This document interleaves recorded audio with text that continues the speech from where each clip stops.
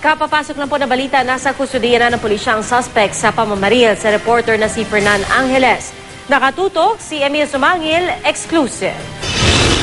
Magandang hapon, Pia. Mag-alas 4 ngayong hapon ang tumulak ang puwersa ng Pasig Police Follow-up Unit sa isang Muslim community sa Taytay, Rizal. Ang pakay nila, Pia, i-kustudiya ang isa sa mga suspect na sinasabing nasa likod ng pamamaril at pananambang dito kay Fernan Angeles, reporter ng pahayagang The Daily Tribune at miyembro ng Malacanang Press Corps. Makaraan ang ilang minutong negosasyon, lumutang sa East Bank Road, Floodway area, ang 42 anyos na si Faisal Santopa.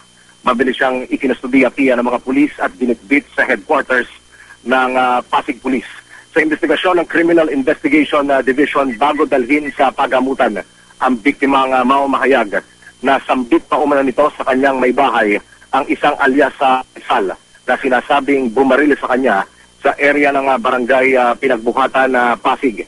Bit-bit ang larawan ni Faisal, nagtungo ngayon lamang sa Pasig City General Hospital ang mga investigador para ipakita sa biktimang si Angeles ang larawan ng suspect at para makumpirma kung ito nga ang sinasabing isa sa mga namaril sa biktima.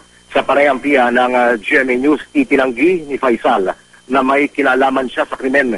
Totoong naroon daw siya sa lugar ng pinangirihan nang pumutok ang kaso ng pamamaril, pero mariin itong itinanggi na siya ang gunman.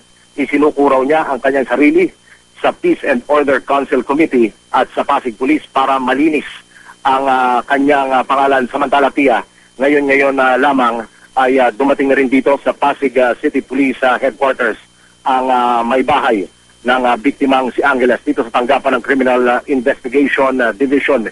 Ipinauubaya niya na raw sa pulisya ang pag-iimbestiga, pero kung siya raw ang tatanungin, malalimang siyasating pasa na raw ng mga otoridad at mahuli pa ang sinasabing mga kasabwat pa umano nito. Balik sa iyo, Pia. Maraming salamat, Emil Sumangil.